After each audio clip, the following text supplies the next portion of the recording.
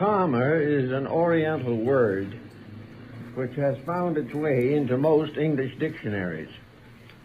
It stands for a principle of Eastern philosophy which is variously interpreted. To the average Western thinker, particularly the theologian, the term is objectionable, although the equivalent is found in the New Testament.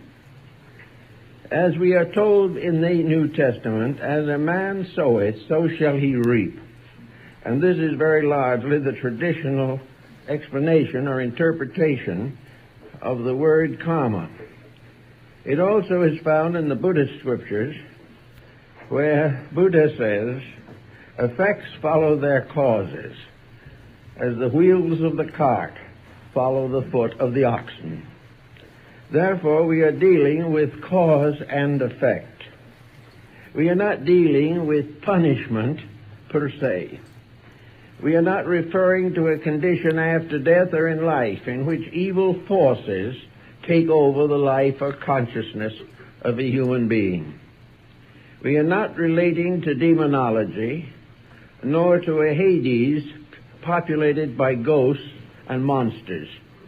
The word is simply a term to signify that the effects are inherent in their causes. Scientifically, this would probably not be seriously disputed. We observe every day that causes produce consequences. But most people are so much interested in their own ideas about consequences that they overlook the problem of causation.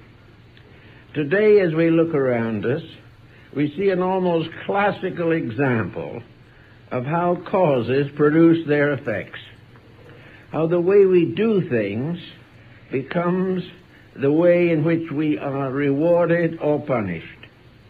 Karma is not a punishment bestowed by heaven. It is not a painful work given by deity to wayward children. Karma is simply the fact that there are rules in the game of life, rules in creation, rules that are just as inflexible as the law of gravity, rules that cannot be violated. And long ages of contemplation has built these rules into the theological writings of most of the nations of the world. These rules are first observed. Our remote ancestors saw them. They did not know what they meant, and they did not know why they happened. But they learned through thousands of years of experience that things that they did had consequences, and that these consequences were more or less inevitable.